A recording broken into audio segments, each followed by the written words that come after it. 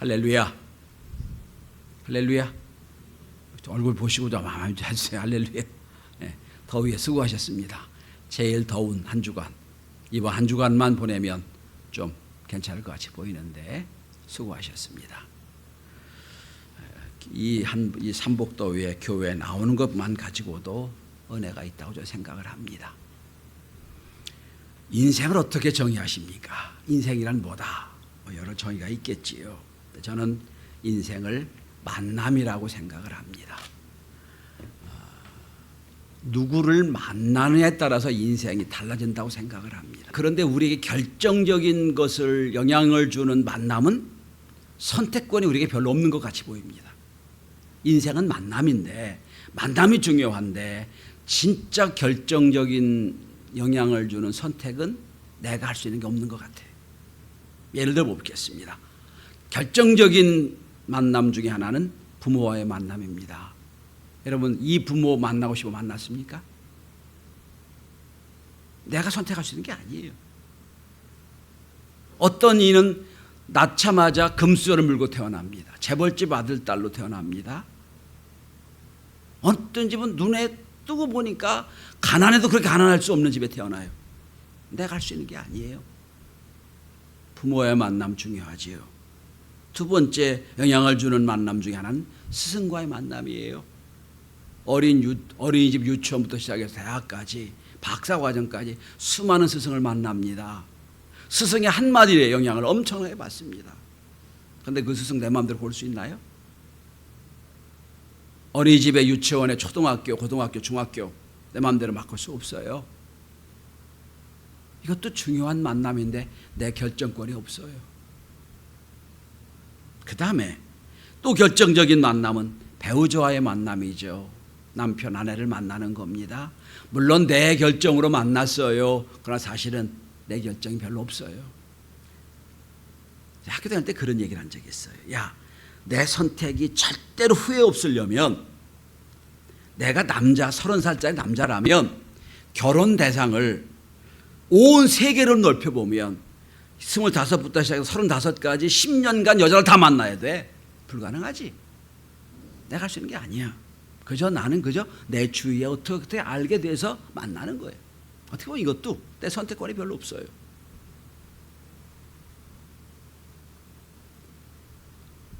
거기다가 눈에는 보이지 않지만 결정적인 만남 중에 하나는 주의 종과의 만남이라고 생각을 합니다. 일주일에 한 번씩 말씀을 들어요. 어쨌든 얼마나 영향이 있습니까? 물론 요즘 교회는 내가 싫으면 다른 데로 가고 할 수 있지만, 어릴 때 시골에 살 때는 동네마다 교회 하나밖에 없었어요. 오고 갈 수가 없었어요. 그냥 딱 교정부된 거예요.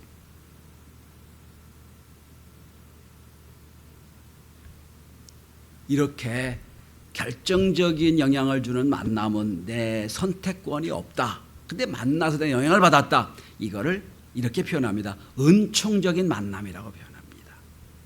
하나님의 은혜로 만나는 거예요. 내가 할 수 있는 게 아니야. 자, 누구를 만날 때는 인생이 결정되는데 오늘 본문에 보시면 엄청난 만남이 있습니다. 오늘 본문 내로 들어가 봅니다.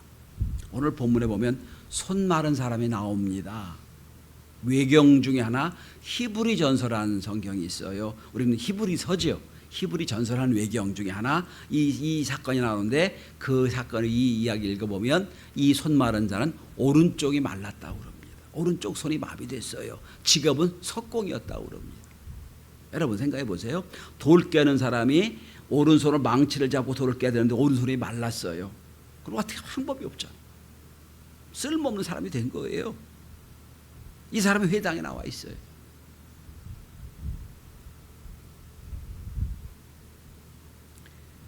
안식일에 예배드리러 회당에 나와, 당시 회당은 교회를 대신하는 역할을 했으니까 회당에 나와 앉아 있는 거예요.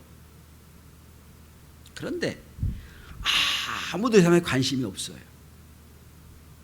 아무도 이 사람에 관심이 없어요.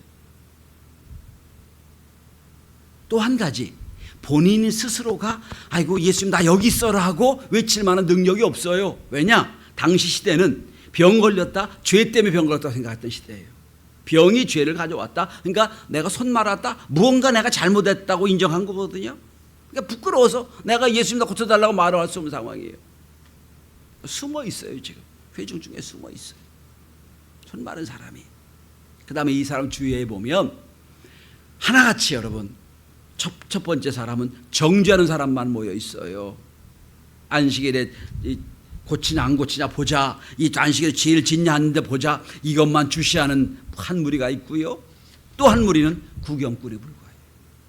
야, 좋은 구경 났다면 보자. 이 사람이 얼마나 아픈지 얼마나 힘든지 여기 왜 나와 있는지 아무 관심이 없어요.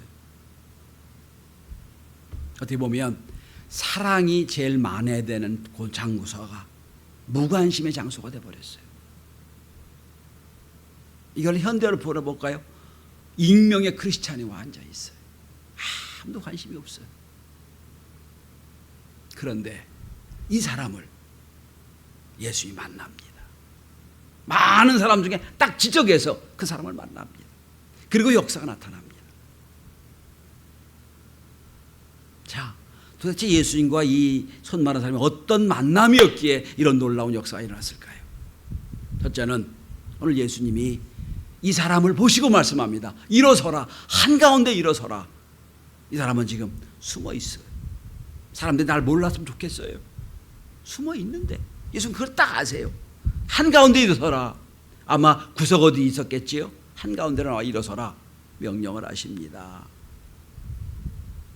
숨어서 은혜를 기다리고 있는 사람, 아무도 날 몰랐으면 좋았을 그 사람이 주님이 딱 보시고 말씀합니다. 한가운데로 와라. 일어서라.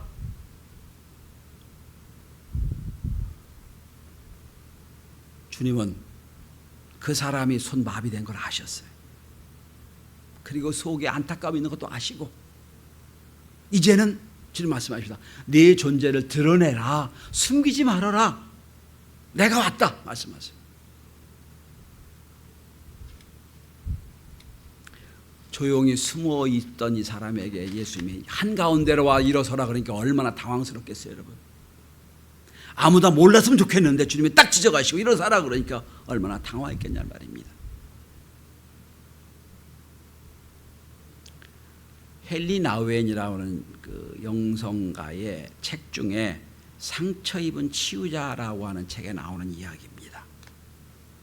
한 젊은이가 전쟁 중에 적에게 패해서 한 마을로 숨어듭니다. 사람들이 그 청년을 다 돌봐줍니다.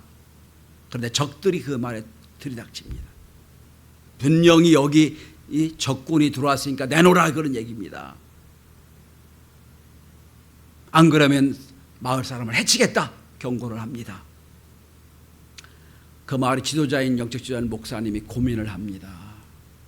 이 사람을 내주면 죽임을 당할 거고 안 내주면 우리가 어려움을 당할 거고 고민을 합니다. 며칠 고민을 하다가 청년이 있는 곳을 안내해 줍니다. 거기 청년이 있다. 청년이 잡혀갑니다. 그래서 어쨌든 그 마을에 평화가 왔어요. 그날 밤 천사가 그를 찾아옵니다. 찾아와서 묻습니다. 내가 무슨 일 했는지 네가 아느냐? 내가 넘긴 청년은 메시아였다. 그가 메시아였다니요. 내가 그걸 어떻게 알 수 있었겠습니까? 난 몰랐습니다. 그냥 적군, 상처 입은 적군인 줄 알았습니다. 거기 유명한 말이 나옵니다. 천사가 말합니다. 네가 그 젊은이를 찾아가서 그 눈을 들여다보았다면 메시아임을 알았을 것이다. 눈을 들여다보았더라면 메시아임을 알았을 것이다 라고 말합니다. 여러분, 헨리 나우엔은 이야기를 이렇게 풀어냅니다. 교회에 누군가 와 앉아 있으면 윤리적인 질문을 던지지 말라. 세상의 잣대로 잘잘못 따지지 말아라. 나와 있는 것만 가지고 그는 하나님의 은혜를 구하는 사람이기 때문이다 라고 말합니다. 여러분, 이 사람 마찬가지죠. 당시 세계는 무슨 병이 걸리면 죄에 대한 대가로 생각했던 때입니다. 그러니까 내가 손 말았으니까 무언가 문제가 있다고 다 스스로 여기 사람들 여기던 그때입니다. 나 손 말았습니다 라고 얘기할 수 없는 상황이에요. 주님은 그걸 아세요. 그를 한가운데 일어서라. 말씀합니다. 일어섰어요. 한가운데 일어섰습니다. 다 알게 됐어요. 이제 저 사람 손 마른 사람이 다 알게 됐어요. 두 번째입니다. 네 손을 내밀라 명령하십니다. 오늘 본문을 보시면 5절에 보면 네 손을 내밀라 그러십니다. 여러분 본문을 잘 보시기, 그 뉘앙스를 보시기 바랍니다. 한가운데 일어서라 그랬습니다. 그러니까 쭈삣쭈삣거리면서 한가운데 와서 일어났을 거 아닙니까? 일어섰어요. 얼굴이 빨개져가지고 일어섰을 거예요. 아이고, 이걸 누가 내 상황을 알까? 그런데 손을 내밀라 말씀합니다. 여러분 생각해 보세요. 그러지 않아도 저주받은 것 같아 숨기고 싶은데, 감추고 싶은데 덜렁덜렁하는 오른손을 내밀라고 말씀합니다. 여러분 내밀 수가 없잖아요. 어떻게 내밀어요? 손이 말랐는데. 그런데 이 사람은 두말 없이 손을 내밉니다. 여기 은혜가 있어요. 여러분. 손을 내밀라는 말은 다른 말로 표현하면 네 마음을 열어라 하는 뜻입니다. 네 마음을 열어라. 손은 뭐 우리 마음의 상징이거든요. 제가 어릴 때 소위 여자 청년하고 작업을 할 때 제일 쉬웠던 게 뭔지 아세요? 손금 봐줄게 내놔. 그죠? 손을 내밀다는 얘기는 마음을 내놓는다는 얘기거든요. 죽어도 안 내놔요. 그럼 마음이 없는 거예요. 네, 모르는 척 손걸 내면 그때부터 시작되는 거예요. 손을 내밀라 말씀하세요. 여러분 오늘도 여러분 손 마른 자가 얼마나 많은지 몰라요. 손은 일, 행위, 노동을 상징합니다. 아무것도 할 수 없어요. 손이 말라서.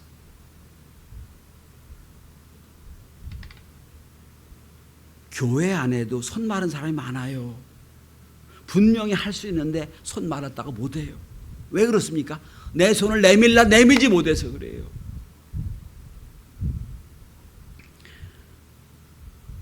사실은 많은 사람들이 자기 손은 감추고 남의 손 보기만 좋아해요. 남의 손 보기만. 내 손은 내밀지 않아요. 나는 노출시키지 않고 내놓지 않고 남의 것만 듣기를 원해요. 안 고쳐집니다. 나를 내놔야 돼. 여러분 예수님 다 알고 계세요. 야 부끄러운 사람, 손이 말라서 덜렁덜렁한 사람에게 주님 한가운데 일어서라. 이것도 어려운 일인데 내 손을 내밀라. 내밀었어요. 손이 부지런하다는 말이 있습니다. 데살로니가전서 4장 11절에 보면 너에게 명한 것 같이 종용하여 자기를 하고 너의 손으로 일하기를 힘쓰라 말씀합니다. 너의 손으로 일하기를 힘쓰라. 일하는 손은 여러분 예쁜 손이 아니에요. 저는 주일날 예배 끝나고 성도 들어가서 악수를 다 합니다. 누구 하고 안 하고 문제 생기니까 다 악수를 합니다. 찾아가서도 악수를 해요. 근데 여자 성도들 얼굴 손을 보면 거칠거칠한 손을 만날 때마다 마음이 있으려는 마음이 합니다. 아이고 오늘도 수고하셨네요. 저희 집에는 여자가 별로 없는데 자주 보는 여자가 2명이 있습니다. 우리 사모님하고 며느리예요. 며느리 손은 여러분 손에 항상 매니큐어가 칠해져 있어요. 예뻐요. 근데 우리 와이프 사모님 손은 거칠거칠합니다. 개척부터 워낙 고생해가지고. 근데 전 며느리 손보다 우리 사모님 손이 더 예쁘다고 생각을 해요. 왜? 일하는 손이기 때문에.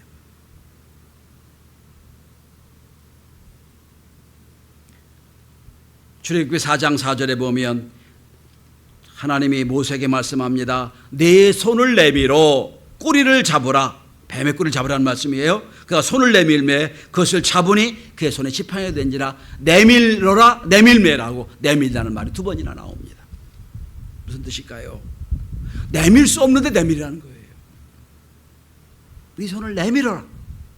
그가 내밀매 뱀을 붙잡으니 지팡이가 된지라. 우리도 여러분 내 속에 갖고 있는 여러 가지 갈등, 컴플렉스, 또한 죄성 때문에 손을 내밀 수가 없어요. 그때 주님 말씀합니다. 손을 내밀어라.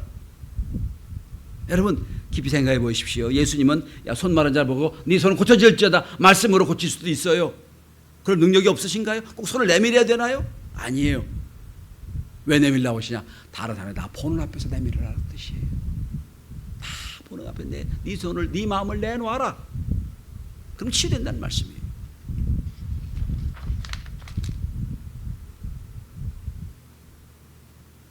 성도 여러분, 변치 않는 원리가 하나 있어요.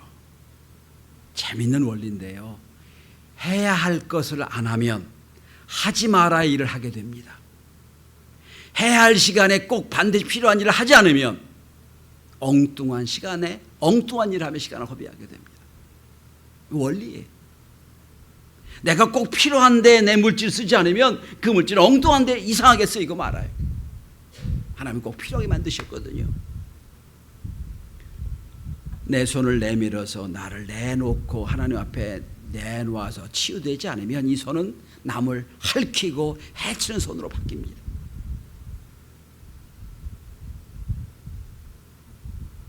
손은 마음의 대항자입니다. 마음과 함께 일하지요. 그래서 옛날부터 베네딕트 수도에서는 기도와 똑같은 것은 노동이라고 표현했어요. 기도한 만큼 노동해라. 손을 써라 말씀합니다. 노동은 손으로 하는 기도라 이렇게 표현합니다. 오늘도 하나님은 저와 여러분에게 말씀합니다. 네 손을 내밀라.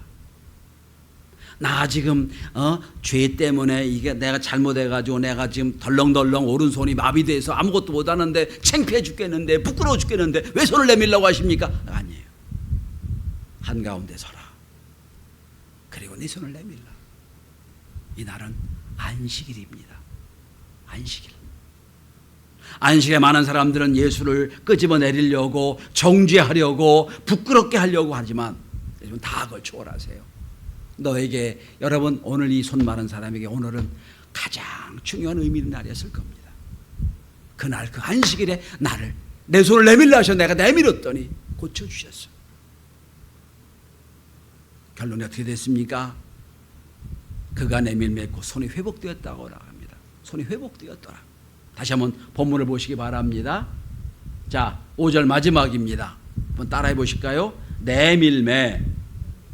다시 한번 내밀매. 그 손이 회복되었더라. 내밀매를 빠지면 회복이 돼요? 안 돼요? 안 되는 거예요. 네 손을 내밀매. 아니 나는 내밀 수가 없어요. 나 지금 메말랐는데 어떻게 힘으로 내밀입니까? 아니야. 내밀어라. 내밀매 손이 회복되었더라. 어떤 역사가 벌어졌습니까? 아무도 관심 없는 부끄러워서 익명의 크리스찬으로 숨어있는 그의 눈을 보시고 찾아가 말씀합니다. 한가운데 서라. 일어서라. 다 알게 됐어요. 이제는 지금 예수님은 저 안식일에 뭐 하나 지금 하나의 꼬투리 잡으려고 하는 많은 사람이 있는 거 아세요? 그거 중요한 게 아니에요. 한 영혼을 구원하는 게 중요한 거죠. 회복시키는 게 중요한 거예요. 네 손을 내밀라. 내밀었더니 회복되었더라. 마태복음 12장에 똑같은 사건이 나오거든요. 그렇게 됐습니다. 다른 손과 같이 되었더라. 회복됐다는 뜻이에요. 전 우리 교회 여러분들의 손이 다 회복되길 바랍니다. 마음의 손이 회복되길 바랍니다. 다 회복돼서 여러분 얼마나 기쁨의 역사가 나타났겠습니까? 결론은 두 가지입니다. 하나는 회복되었더라. 두 번째는 안식일의 올바른 의미를 말씀해 주었더라. 안식일은 뭐 하는 겁니까?